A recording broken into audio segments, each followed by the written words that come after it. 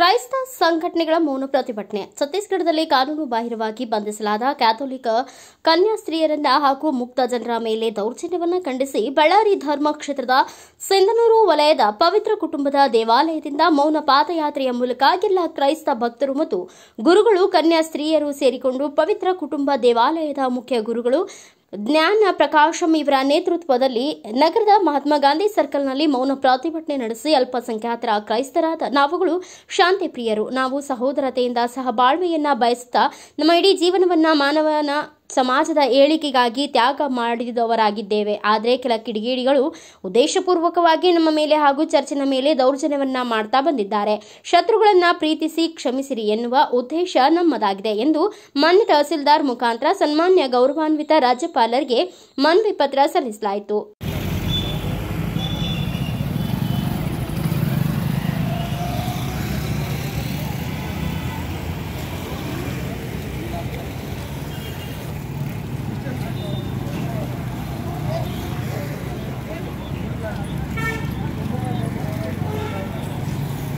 ಸಹೋದರಿಯರೇ, ನಿಮಗೆಲ್ಲರಿಗೂ ತಿಳಿದಿರುವ ಹಾಗೆ ದಿನಾಂಕ 25/7/2025 ಕ್ರೈಸ್ತ ಧರ್ಮಸಭೆಗೆ ಸೇರಿದ ಇಬ್ಬರು ಕನ್ಯಾಸ್ತ್ರೀಯರನ್ನು ಅವರೊಟ್ಟಿಗೆ ಇನ್ನು 3 ಜನ ಅಮಾಯಕ ಮಹಿಳೆಯರನ್ನು ಛತ್ತೀಸ್ಗಢದಲ್ಲಿ ಬಂಧಿಸಿ ಅವರಿಗೆ ಮಾನಸಿಕ ಹಾಗೂ ಶಾರೀರಿಕ ಚಿತ್ರಹಿಂಸೆ ಮಾಡುವ ಮೂಲಕ ಸಂವಿಧಾನಕ್ಕೆ ವಿರುದ್ಧವಾಗಿ ನಡೆದಂಥ ಘಟನೆ ಇದಾಗಿದೆ.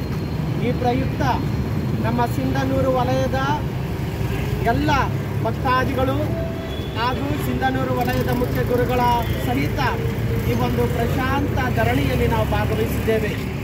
ಈ ಮೂಲಕ ನಾವು ಮಾನ್ಯ ರಾಜ್ಯಪಾಲರಿಗೆ ನಮ್ಮ ತಹಸೀಲ್ದಾರ್ ಅವರ ಮೂಲಕ ನಮ್ಮ ಮನವಿಯನ್ನು ಪತ್ರವನ್ನು ನೀಡಲು ಇಲ್ಲಿ ನೆರೆದಿದ್ದೇವೆ.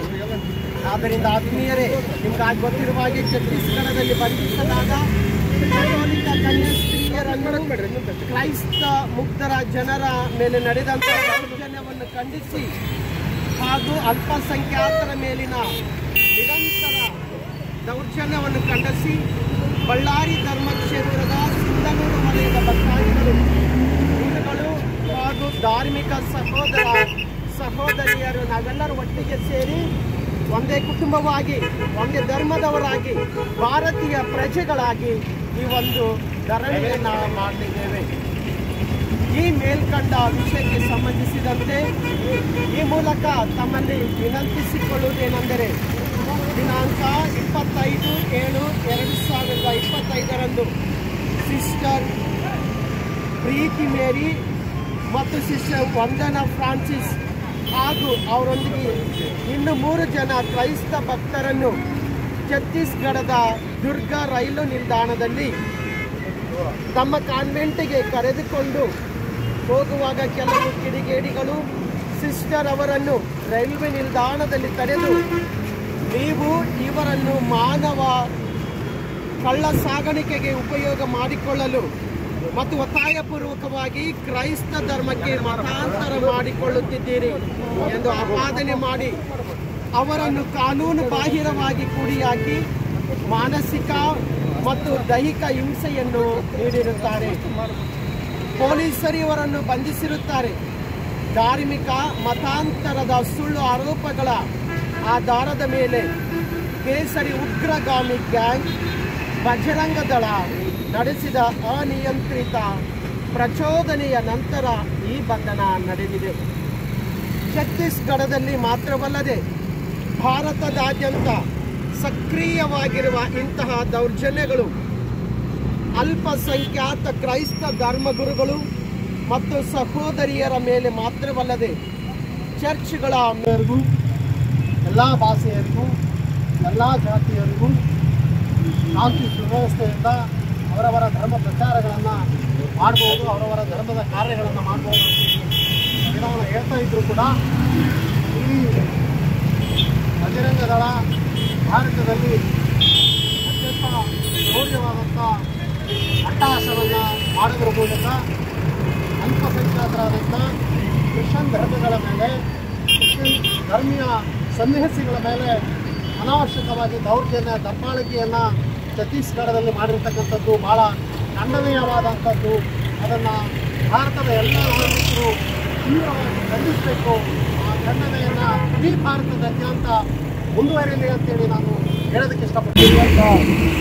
ಸಿಂಗನೂರು ತಾಲೂಕಿನ ಹೋಬಳಿ ಮಟ್ಟದ ಇತರೆ ತಾಲೂಕಿನಾದ್ಯಂತ ಇರುವ ಚರ್ಚ್ಗಳಲ್ಲಿರುವಂಥ ಎಲ್ಲ ನನ್ನ ಸಹೋದರಿಯರು ಮತ್ತು ಸಹೋದರಗಳಿಗೆ ಈ ಹೋರಾಟದಲ್ಲಿ ಭಾಗವಹಿಸಿರುವಂಥ ಎಲ್ಲರಿಗೂ ಕ್ರಾಂತಿಕಾರಿ ಸ್ವಾಗತವನ್ನು ಮನಸ್ಸಿದ್ದೀವಿ. ಯಾಕಂದರೆ ಎಲ್ಲರೂ ಬೆಳಗ್ಗೆ ಹೋರಾಟ ಮಾಡಿದ್ರೆ ನಮ್ಗೆ ಸಂಜೆ ಹೋರಾಟ. ಈ ದೇಶ ಶಾಂತಿಗಾಗಿ ಹೋರಾಟ, ಶಾಂತಿಗೆ ಶಾಂತಿ ಬೋಧನೆ ಮಾಡಿದಂಥ ಈಗಾಗಲೇ 2 ಜನ, ಒಬ್ಬರು ಫಾದರು ಮತ್ತು ಹಿರಿಯ ಹೋರಾಟಗಾರರು ಎಚ್ ಎನ್ ಬಡಿಗೇರ್ ಈ ವಿಷಯ ಕುರಿತು ಮಾತಾಡಿದ್ದಾರೆ. ನಾನು ಹೆಚ್ಚಿನ ಸಮಯ ತಗೊಳ್ಳೋದಿಲ್ಲ. ಈಗಾಗಲೇ ಎಲ್ಲರಿಗೂ ದೇಶಕ್ಕೆ ಗೊತ್ತಿದೆ, ಪ್ರಪಂಚಕ್ಕೆ ಗೊತ್ತಿದ್ದ ವಿಷಯನೇ. ನಾನು ಅವತ್ತು 25ನೇ ತಾರೀಕು 7ನೇ ತಿಂಗಳ ಏನು ಛತ್ತೀಸ್ಗಢದ ದುರ್ಗಾ ರೈಲ್ವೆ ಸ್ಟೇಷನಲ್ಲಿ 2 ಜನ ಸನ್ಯಾಸಿನಿಯರು ಕೇರಳದಿಂದ ಅಲ್ಲಿ ಕೆಲವರು ಅಲ್ಲಿ ಬಂದಾಗ ಅಧಿಕಾರಿಗಳು, ಪೊಲೀಸ್ ಅಧಿಕಾರಿಗಳೇ ಈ ಘಟನೆಗೆ ತುಂಬ ಪಟ್ಟಿದ್ದಂತ ನಮ್ಮ ಅಲ್ಲಿ ಸಮಿತಿಯಿಂದ ಬಂದ ವರದಿ ನನಗೆ ಮಹತ್ವದ ನೈಜ ವರದಿ ನನಗಾಗಿದೆ. ಯಾಕೆ ನಾನು ಅವತ್ತು ಆ ಘಟನೆ ನಡೆದಿನ ಓರಿಸ್ಸಾದಲ್ಲಿದ್ದೆ, ಭುವನೇಶ್ವರದಲ್ಲಿ ಮೀಟಿಂಗ್ ನಡೀತಾ ಇದ್ದೀನಿ. ಅಲ್ಲಿನ ಛತ್ತೀಸ್ಗಢದ ಸೌರವ್ ಮತ್ತು ತುಳಿಂದೆ ಅವರು ನಮ್ಮ ಕಮ್ಯುನಿಸ್ಟ್ ಪಾರ್ಟಿಯ ಲೀಡರ್, ಅಲ್ಲಿ ನಮ್ಮ ಸಂಘಟನೆಯ ಲೀಡರ್. ಅಲ್ಲಿ ರೈಲ್ವೆ ಸ್ಟೇಷನ್ಗೆ ಹೋದರೆ ಸಮಯದಲ್ಲಿ ಹೋದ್ಮೇಲೆ ಏನು ಈ ಮತಾಂತರದ ಹೆಸರಿನಲ್ಲಿ ಕ್ರಿಶ್ಚಿಯನ್ರು ಒಳಗೊಂಡು ಅಲ್ಪಸಂಖ್ಯಾತರು, ಮುಸ್ಲಿಂ ಸಮುದಾಯ, ಇತರೆ ಅಲ್ಪಸಂಖ್ಯಾತ ಸಮುದಾಯಗಳನ್ನ 2ನೇ ದರ್ಜೆಯ ಪ್ರಜೆಗಳನ್ನ ಕೆಳಗಿಳಿಸ್ತಾರೆ. ಈ ಫ್ಯಾಸಿಸ್ಟ್ ಮೋದಿ ಸರ್ಕಾರಕ್ಕೆ ವಿರೋಧ ಮಾಡಲೇಬೇಕು ಖಂಡಿತ. ಬರೀ ಈ ಕ್ರಿಶ್ಚಿಯನ್ರಿಗೆ ಅಷ್ಟೇ ಅಲ್ಲ, ದಲಿತರಿಗೂ, ಅಲ್ಪಸಂಖ್ಯಾತರಿಗೂ, ಮುಸ್ಲಿಮರಿಗೂ, ರೈತರಿಗೂ, ಕಾರ್ಮಿಕರಿಗೂ, ಮಹಿಳೆಯರಿಗೂ ಯಾರಿಗೂ ಈ ದೇಶದಲ್ಲಿ ಸಂವಿಧಾನದಡಿಯಲ್ಲಿ ರಕ್ಷಣೆ ಇಲ್ಲ. ಮೋದಿ ಸರ್ಕಾರದಲ್ಲಿ ಈ ಸಂವಿಧಾನಾತ್ಮಕವಾದ ರಕ್ಷಣೆ ಇಲ್ಲ. ಸಂವಿಧಾನ ಮೂಲೆ ಗುಂಪು ಮಾಡಲಿಕ್ಕೆ ಹೊರಟಿದೆ. ಸಂವಿಧಾನಕ್ಕೆ ಪಾರ್ಲಿಮೆಂಟ್ ಮುಂದೆ ಸಂವಿಧಾನ ಅಂಬೇಡ್ಕರ್ ಸಂವಿಧಾನ ಮೂರ್ತಿ ಸ್ಥಾಪನೆ ಮಾಡಿ ನಮಸ್ಕಾರ ಮಾಡಿ ಹೊಸ ಪಾರ್ಲಿಮೆಂಟ್ ಓಪನ್ ಮಾಡಿದ ಈ ಮೋದಿ ಸರ್ಕಾರ ಕೈ ಮುಗಿದು ಖತಮ್ ಮಾಡ್ತಾ ಇದೆ. ಎಚ್ಚರವಾಗಬೇಕು ನಾವೆಲ್ಲರೂ. ಪ್ರತಿನಿತ್ಯ ಮಹಿಳೆಯರ ಮೇಲೆ ಅತ್ಯಾಚಾರ, ದೌರ್ಜನ್ಯಗಳು, ಕೊಲೆಗಳು, ಪ್ರತಿನಿತ್ಯ ಅಲ್ಪಸಂಖ್ಯಾತರ ಮೇಲೆ ದೌರ್ಜನ್ಯಗಳು ಒಂದಲ್ಲ, ಛತ್ತೀಸ್ಗಢ ಒಂದಲ್ಲ, ಸುಮಾರು ಕಡೆ ನಡೆದಿದೆ. ಅದಕ್ಕೆ ಇದನ್ನ ನಮ್ಮ ಸಂಘಟನೆ CPM register communist party of India ಎಲ್ಲ ತಾಲೂಕಿನಲ್ಲಿ, ಎಲ್ಲ ರಾಜ್ಯಗಳಲ್ಲಿ ಈಗಾಗಲೇ ಒಂದು ರೌಂಡ್ 28ಕ್ಕೆ ನಾವು ಸ್ಟೇಟ್ಮೆಂಟ್ ರಿಲೀಸ್ ಮಾಡಿದ್ವಿ. ಸಿಂಧನೂರಲ್ಲಿ ಕೂಡ ರಿಲೀಸ್ ಮಾಡಿದ್ರೆ ಅದು ಬಂದಿದೆ, ಪೇಪರಲ್ಲಿ ಬಂದಿದೆ. ಖಂಡನೆ ಮಾಡಲೇಬೇಕಂತ. ಅದಕ್ಕೆ ಅವ್ರು ಬದುಕುವ, ವಾಸ ಮಾಡುವ, ಅವರೆಲ್ಲ ಆಚಾರ ವಿಚಾರಗಳನ್ನ ಆಚರಣೆ ಮಾಡುವಂತ ಎಲ್ಲ ಧಾರ್ಮಿಕ ಹಕ್ಕುಗಳು ಸಂವಿಧಾನ ತಡೆ ಮಾಡಲ್ಪಟ್ಟಿದೆ. ನನಗೆ ಸಂವಿಧಾನವನ್ನು ಗೌರವಿಸ್ತಾ ಇಲ್ಲ ಈ ಸರ್ಕಾರ, ಈ ಮೋದಿ ಸರ್ಕಾರ, ಈ RSS ಸರ್ಕಾರ, ಈ ಬಜರಂಗ ದಳ ಸರ್ಕಾರ. ಎಲ್ಲ ದೇಶ ಅಧೋಗತಿ ತಂದಿಟ್ಟು ಇವ್ರನ್ನೇ ದೇಶ ಸೇವಕರಂತೇಳಿ, ಇವ್ರನ್ನೇ ಸ್ವಯಂ ಸೇವಕರಂತೇಳಿ ಘೋಷಣೆ ಮಾಡ್ತಾ ಇರೋದು ಈ ಸರ್ಕಾರ. ಯಾಕೆ ಬೆಲೆ ಬಗ್ಗೆ ಮಾತಾಡ್ತಿಲ್ಲ ಈ RSS ಬಜರಂಗ ದಳದವರು? ಯಾಕೆ ಮಹಿಳೆಯರ ಮೇಲೆ ಅನ್ಯಾಯ, ಅತ್ಯಾಚಾರ, ಕೊಲೆಗಳ ಯಾಕೆ ಮಾತಾಡ್ತಿಲ್ಲ RSS ಬಜರಂಗ ದಳದವರು? ಯಾಕೆ ದೇಶ ಮತ್ತು ಆರ್ಥಿಕ ಸ್ಥಿತಿ ಯಾಕೆ ಮಾತಾಡ್ತಿಲ್ಲ? ಈ ದೇಶಕ್ಕೆ ಬಡತನ ಕಾರಣ ಯಾಕೆ ಮಾತಾಡ್ತಿಲ್ಲ ಬಜರಂಗ ದಳ RSS ಅವರು? ನೀರಿಲ್ಲ, ಮನೆ ಇಲ್ಲ, ಇದ್ರ ಬಗ್ಗೆ ಮಾತಾಡಕ್ಕೆ ಸರ್ಕಾರ ಇರ್ತಕ್ಕೆ ಅವ್ರು ರೆಡಿ ಇಲ್ಲ.